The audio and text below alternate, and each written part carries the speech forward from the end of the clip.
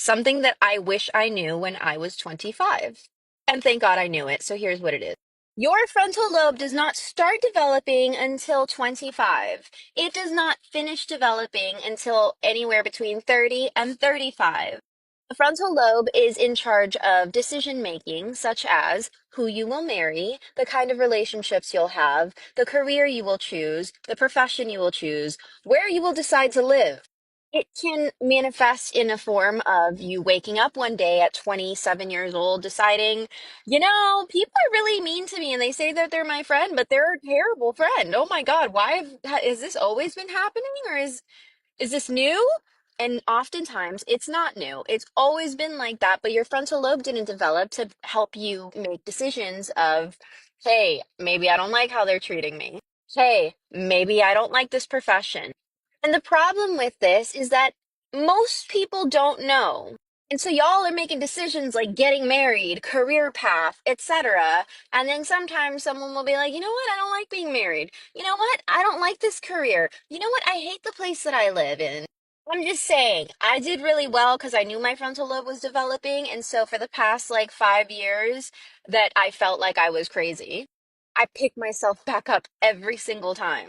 During that time, I decided what I do want in my life and what I don't want in my life, what stabilizes me and what makes me crazy. Like, I can work for someone if I have to make money, if I'm not able to do it on my own, but like, I can't stand it.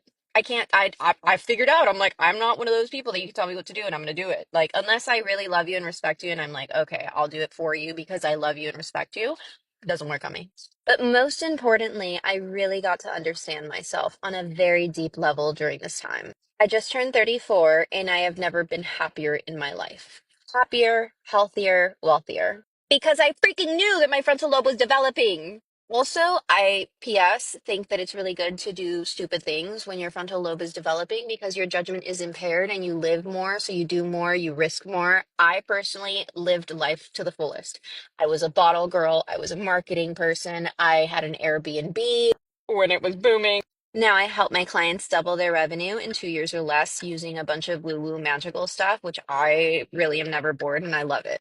And I feel like my clients are superheroes because they're all service-based trying to help people. I love what I do. I love my family. I love my friends. I love the people that I surround myself with. And I really have zero tolerance for people that hurt people on purpose. Sometimes things happen by accident, but if you do it on purpose, that's a different story. I just, you know, me.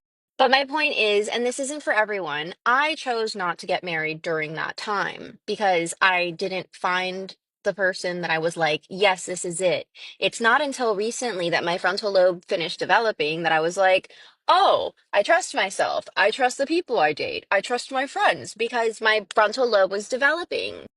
Imagine if I had picked someone when I was cuckoo for Cocoa Puffs and like insecure about everything, then I would be stuck with that person right now. I would be like, oh my God, what did I do? Originally, when I was 5, I wanted to be an attorney, a lawyer. Literally, that's what my dream was because I like to be outspoken and stuff.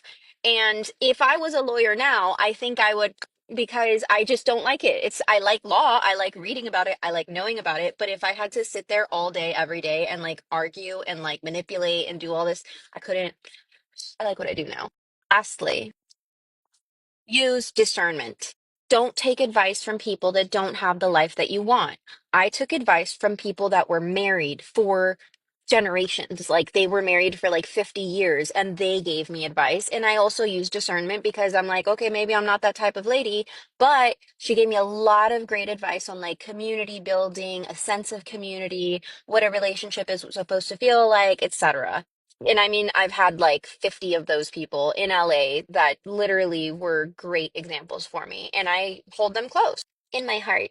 But even then, some of them gave me some advice that I'm like, I don't think I would like that in my relationship. So I had to use discernment to really understand the advice that people give me that I appreciate, that I look up to, may not always resonate with me.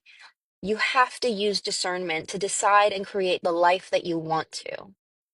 There were also like SW workers or like sugar babies who tried to tell me what's up. And I'm like, I understand what you're talking about, but I don't necessarily think that would be good in a wholesome, like real long-term relationship. So use discernment.